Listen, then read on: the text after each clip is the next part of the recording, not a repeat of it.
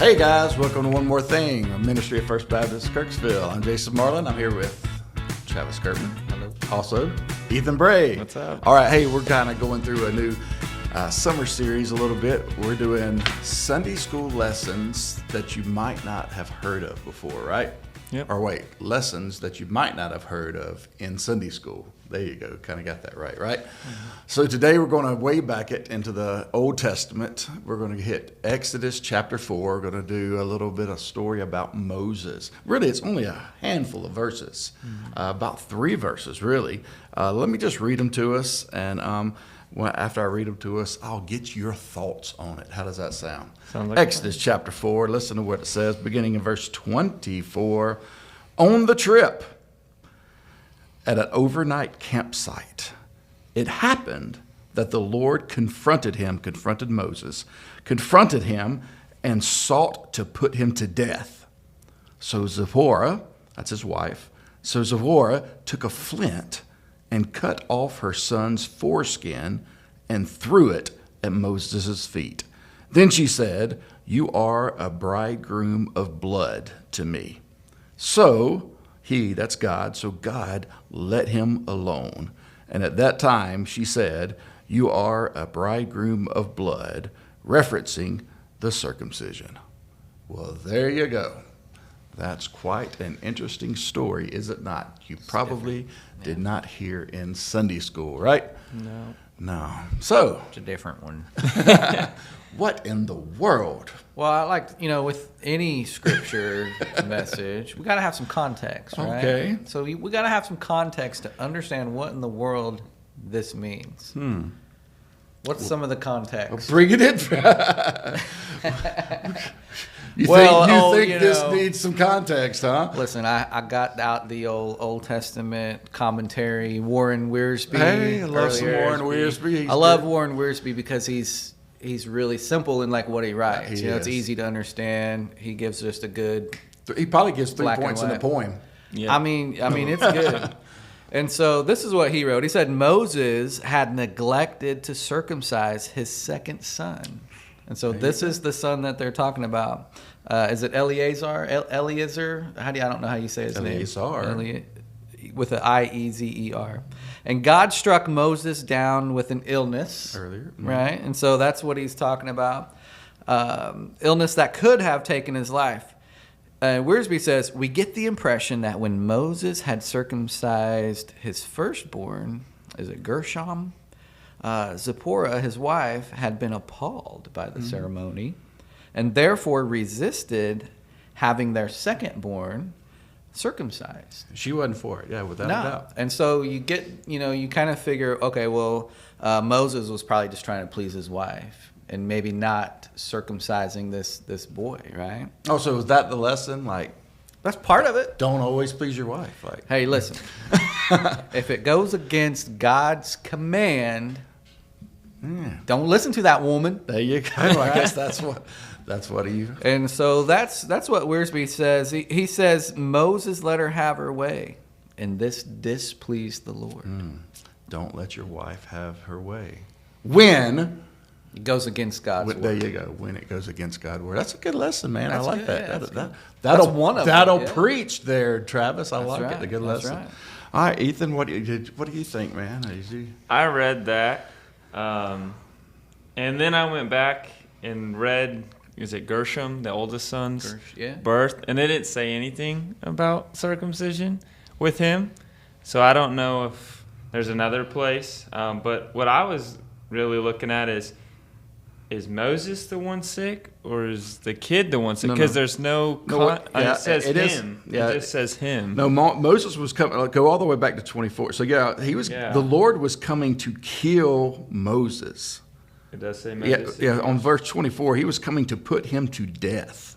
Yeah. So he was coming to kill Moses, and he was, like he said, he was sick. It wasn't just that he was putting him sick. I know Wiersbe said sick, but dying. He was going to put him to death. It was not just you're a little ill. No, he was coming to kill Moses. We showed right after he called him to go. Yes, that's what I was about to say. That's Like, it shows the seriousness of like the covenant that God had made with Moses. So we go all the way back. You go all the way back to just the covenant that God had made with Moses. Like, listen, here's, this is serious. When we make a covenant, you don't break a promise. You don't break a covenant with God. So whenever we said, hey, this is a sign, this is a seal, if you will, this circumcision, this is a covenant between the two. That's how important it is that you obey, that you do these kind of things. So I think that's why. And Ethan was questioning, it didn't say anything about the firstborn son even getting circumcised. But I'm going to look up. I have Wiersbe put a note on here. Let's see. He said it was a fundamental commandment of the Lord was to circumcise, right? And this is in Genesis. So let me look at Genesis real quick. Genesis 17. And that's going to just tell 10 them, through 14, right? What that's does just going to tell them if they don't do it, they will be cut off from. Yeah. So the Lord said, "This is my covenant between me and you and your offspring after you, which you are to keep. Every one of your males must be circumcised. You must circumcise the flesh of your foreskin to serve as a sign of the covenant between me and you. Throughout your generations, every male among you is to be circumcised at 8 days old. Every male born in your household or purchased from any foreigner and not your offspring, whether born in your household or purchased, he must be circumcised. My covenant will be marked in your flesh as a permanent covenant. If any male is not circumcised in the flesh, that man will be cut off from his people. He has broken my covenant." And so that's prior, right, to Exodus. And so we know that, hey, by not circumcising this boy, then something's broken there. And God had already called Moses. This is the burning bushes that had taken place, right? So he said, listen, you're fixing to go and get He's my people. on the way to Egypt. You're fixing to go and free my people, right? Yeah. So you've got this giant task, right? You're about to lead my people. But this is what you got to think. You can't lead my people if you're not even doing the right thing yourself. Does that make sense? That's right. Yeah. How can you be a leader if you're in disobedience? If you're in sin, if you will, think about that. If you're in sin, how are you going to lead God's people? You're not going to be able to. So I think God here is even showing the seriousness of leadership. As Moses, like Moses, I'm calling you to be a leader here. So covenant faithfulness is important for public ministry as well. So as all three of us, we are, we're staff members of this church, and we lead certain ministries, and the importance of us to have our houses in order and have our lives to be as holy as we can. None of us are perfect, obviously, but we better check our own hearts and check our own lives, because when we come to passages like this, we can see the seriousness that the Lord takes. It's hard to lead God's people if you're not right with Him. And Paul writes about that in 1 Timothy, right? 1 Timothy, the servant of the Lord must be careful to manage his own family well, if he expects to enjoy the blessings of the Lord. For if anyone does not know how to manage his own family, how can he take care of God's church? And so we see that foretelling, in Exodus here with this story, making it the seriousness, even in New Testament scripture. I was making fun of you, or kind of making fun of women earlier. Making fun of women earlier, like, you shouldn't have listened to your wife and all. But actually, if you go back to this story, it was actually the wife who really saved Moses's life, I guess, if you will, right? And she was probably mad, right? Yeah. She sounded like she was mad at Moses. And I think that's even what she was saying when she said, "You're a bride bloom of my blood." I don't think this was probably not like a nice, right.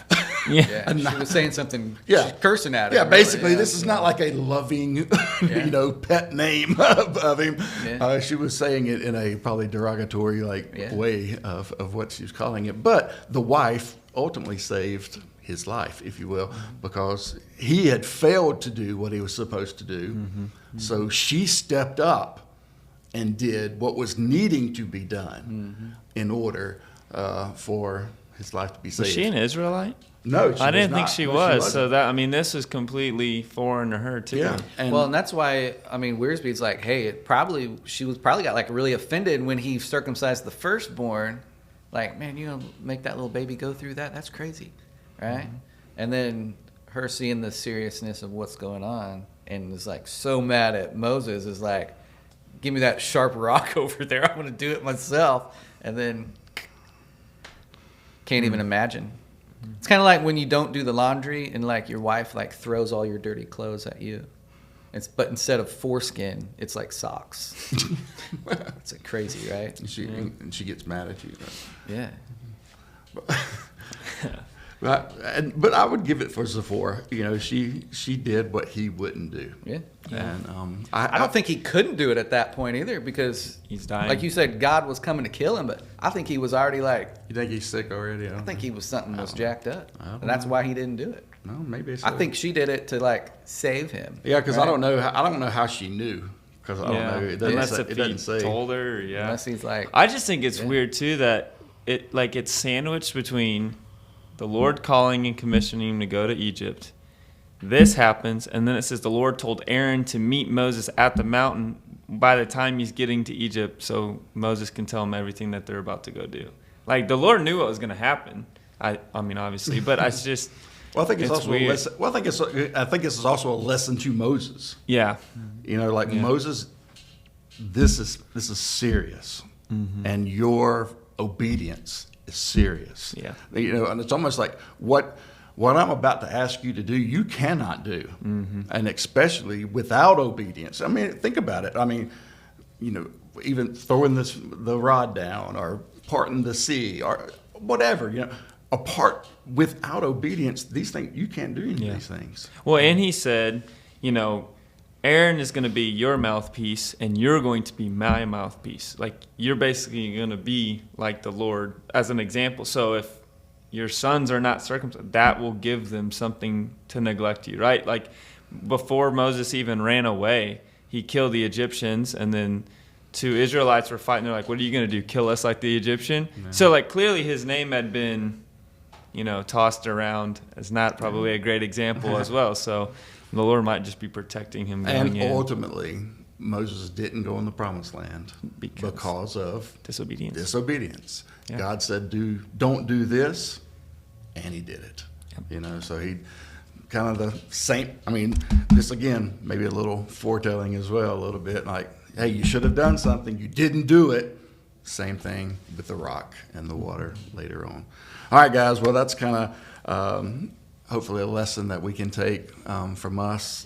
Private obedience must proceed, I guess, public ministry for us. Practice what you preach. That's pretty important for us. God never overlooks hypocrisy, right?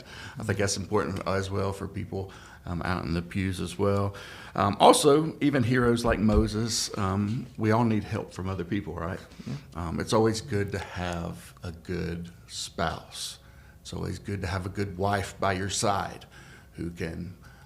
even if she calls you names. Mad at you. Even if she throws socks on the floor. Throws foreskins at your feet. I mean, it's good to have wives to help you out whenever you're a jerk. Helpmates. There you go.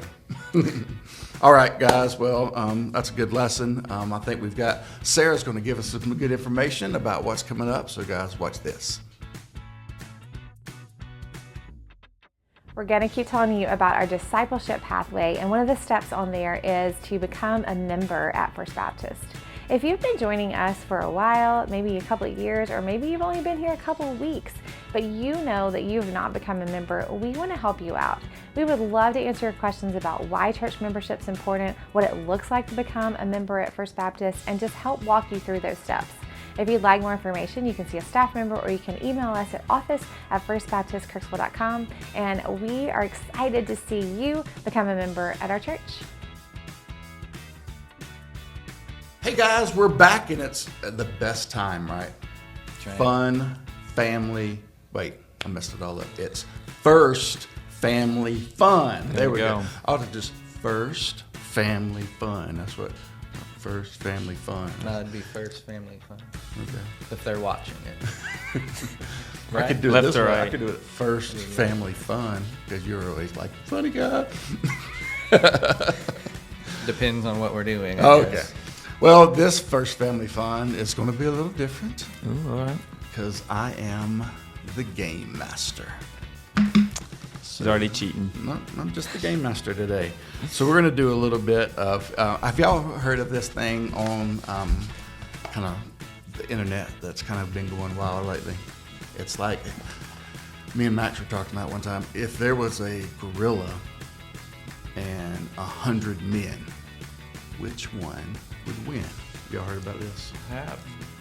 What do you think? I think the dudes will win. You think 100 men would win? The gorilla has to get tired at some point. So, What did you say? Oh, 100 men could take a gorilla. yeah. Max thinks the gorilla would win. There'll be casualties, but the gorilla will ultimately die. I don't know. It just depends on. I think it depends on the men. It really depends on the. Well, they men. say like a gorilla has the strength of 10 men or something like that. I don't Still know. 10 to 1 odds. I mean, What if you had 10 old men? Or 100 old men? They could probably take him.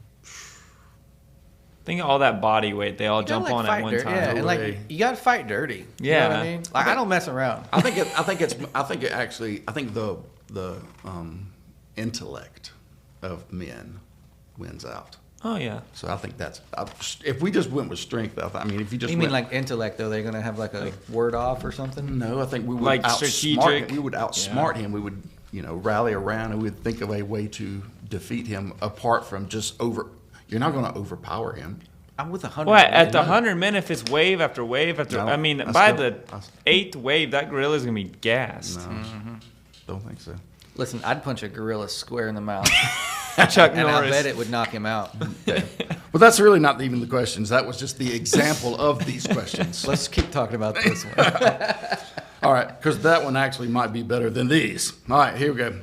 Which utensil is superior? A spoon, a fork, or the spork? Sport. Yeah, I'm a sport guy myself. best of both OKFC back in the day. But you've got to defend it. Why is that the best? Because It's versatile. It's versatile, yeah. But here's the thing. I would Yeah. say this. Who has a spork right now? You got a spork in your house? Sadly not. You got a spork in your house? Yeah, probably. No, you don't. Why wouldn't you I? got $100. Everybody has a junk drawer. You have- Everybody goes to KFC. You have no spork at your house. I'll right? bet you $100 I could go to my house Yeah. and get a sport. You do not have a spork at your house. Well, let me ask you a question, boss. You ever tried to eat cereal with a fork? It's tough. No, that's true. But I'm just saying. saying. But you didn't say spoon. You said Spaghetti with a spoon? You can't do it. It's But you could do both of those with a sport. But why don't we have? If they are so awesome, because they want you why to don't buy we have them? utensils. Yeah, that's what I'm saying. If they are so awesome, why don't we have them? Nobody at this table has a spork at their house. Because like we're fancy. It's not the way that. Wait a minute. Yeah. Look at this table. Who's fancy? I feel like we dressed up clean today. We got this table from Temu, and it's a little About to squeaky. go down. But yeah. Oh, I think you all lose on the spork idea because here's the thing: y'all all said spork, and nobody has a spork. So It shows how valuable they are. They're rare. KFCs are going under like crazy. That's right. That's why you say like, oh, what's the most expensive type of gold? Do you have it right now? Just because you don't have it doesn't mean it's not the most expensive, best kind. Yeah. okay, So if that's what you're going to go. All right, here we go. Next one. Which is the worst seat on an airplane? The middle seat, the one next to the bathroom, or the one near the baby with the iPad at full volume? the one where they come up to you and be like, sir, you are right next to the emergency exit. No, Would you like to assist everybody when the plane crashes to get out? Don't put that evil on me. That's the best seat. What if the plane crashes? I'm volunteering for that seat. That's the best seat because that has You get the most legroom? Most legroom. Yeah. Listen, I'd take the one right next to the bathroom. Yeah, you're crazy. Look, put a little Vicks vapor rub under your nose, get on the plane. When you got to go, you're right there. I think the baby would be the worst.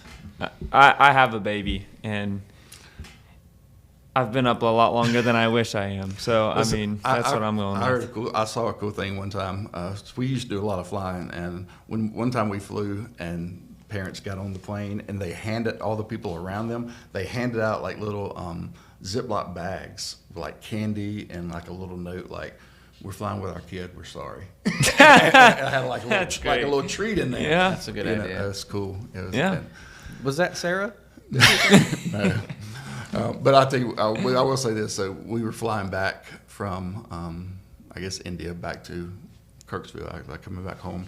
And we had Maggie and Gray. They were both like 3-4 months old. They were probably the worst. Oh my gosh, they were terrible. And they were crying. It was from, I think we were flying back to Atlanta. They both were crying. I couldn't handle it. I had to give both of them to Sarah. And she was holding both of them as they were crying, and I was crying as well. Poor Sarah. Yeah, flying with 3 babies. I couldn't handle it. It was terrible. All right, next thing. This is good, Barry. All right, what is the most chaotic food to eat on a first date? Like spaghetti, right? I don't know. What do you think? Most chaotic food? Chaotic? Yeah. Spaghetti. I say anything Italian where you have to worry about a mess. So, and you got to do a lot of things to make it. Like ramen, Like, are spaghetti. we making it, or are we going like somewhere to order it? Because those are 2 different things. I think you can. I don't know. It didn't say. It's spaghetti because you're gonna be eating and like there's. How do you eat it? Do you like Try not have to make half weird of it hanging out of noises. your mouth and like bite it off so it falls down? Like So that's when you- gross. so Nobody wants to when see you eat that. spaghetti, do you suck it? No. You know. No, the correct way to eat spaghetti is a fork and a spoon. Or a spork if you had it. No, that's why they make forks and spoons because you have to use both for spaghetti. And you twirl the spaghetti on the fork and have the spoon and you lift it up. Like, I've seen that with Alfredo. I didn't realize they did I do that it with every spaghetti. time I eat spaghetti, man. Yeah, I do There's too. no chance. Yeah. You cut your spaghetti. I don't right? cut my spaghetti up. So I you- cut it with my teeth when it's in my mouth. So you just go. That's what you do, right? I just I just twist it go like- around my fork and You then. twist it. I eat it like a wild animal. How about that? So one of the things they get ribs Oh, I love because it'd be like all over your face and stuff. 'Cause Yeah, I know. on your first date, you'd be getting ribs all over your face. You gotta get baby back Saucy ribs, and you ribs. stick that whole thing in your mouth and just pop Suck the it bone off. out. Yeah, That's nasty. All right, I I like want this some one. ribs now. Which is the worst song to play at a funeral? This is good for you. I can't. No, This is going to offend people. no, listen. No, I'm gonna give you some suggestions, so you don't actually have to name them. Okay. Baby Shark, Staying Alive, or Wrecking Ball. Like all those are horrible. Those are not good. Well, which is the It's like worst. a nightmare. Which is the worst out of those three? Like Baby Shark, I guess. Staying Alive. Hey, if they're in heaven, they're That's right. rocking. They're still alive. Which one of those you think maybe? Baby Shark, probably. All right. Because then you'd leave the funeral and all you'd be able to think is Baby Shark because it just loops. Do you know Wrecking Ball? Yeah, Maggie says Wrecking Ball is. That's the worst. actually probably a really good funeral song. Came in like a wrecking ball. And then like the body falls. It falls out the gasket. All right, no, okay, now you. How many? You do singing funerals, right? Or whatever. Yeah. Now, put you on the spot. What's the worst funeral song? What's the worst funeral song? What's the weirdest one you've ever been asked to do? That's a better one. Okay. I got this. I had to sing for this lady's funeral, and she wasn't a believer. Sorry if you're watching the podcast. Probably not. She wasn't a believer. I didn't know who she was. It was a lady that went to the church's mother. Not this church. It was in a different town, different state. And she was like old cat woman. Had like 20 cats. You told me about this. Yeah. I know where you're going. She loved Cats, man. Not only like Cats, but she loved the musical Cats. Oh no! And so I had to learn what's the song, "Remember Me," and sing it at this funeral for this lady. It was, man. but it was good though. If you have to sing her Broadway, was if you have to weird. sing her Broadway show, Yeah. then yeah. I mean, I dressed up like a cat. Travis, can you put this outfit on? and hold a cat while you're doing it. No, I didn't do all that, but I did sing the song with my guitar. It was actually pretty. It was a good rendition. I'll do it one of these days for If I y'all. say so myself. It was pretty good. All right, 2 more, we'll be done. All right, if you had to have your life narrated by a Muppet, which one would you pick? How many do you know Muppets? I just know Kermit, so I guess like I'd the say Muppet Babies. Kermit. Probably Animal. Yes, I would pick. Which one's Animal? Is he the red one that plays the drums? Yeah. I like him too. But my favorite growing up though, Gonzo. Oh, I figured you'd like Fonzie. Nah, that was his favorite. Mine was Gonzo. Which one's Gonzo? He's got The blue one with the big nose. hook nose. I like Gonzo. He's hilarious. Yeah, he's pretty good. He's the Daredevil.